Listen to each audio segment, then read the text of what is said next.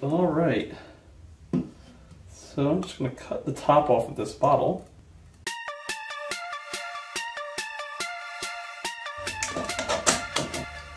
Now, you put it inside out, tape it, seal. Okay, first half done. Now all we have to do is load the trap. Add a little bit of sugar inside here. I'm going to add some water.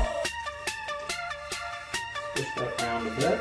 Okay, and now the insects are going to be attracted inside here to the sugar water, and they're going to be inside here eating the sugar water, but when it's time to escape, they can funnel in and they'll actually have a very hard time leaving because they don't intuitively look for the funnel entrance. They just go up and they'll be trapped in here. So setting this out, we'll catch some insects.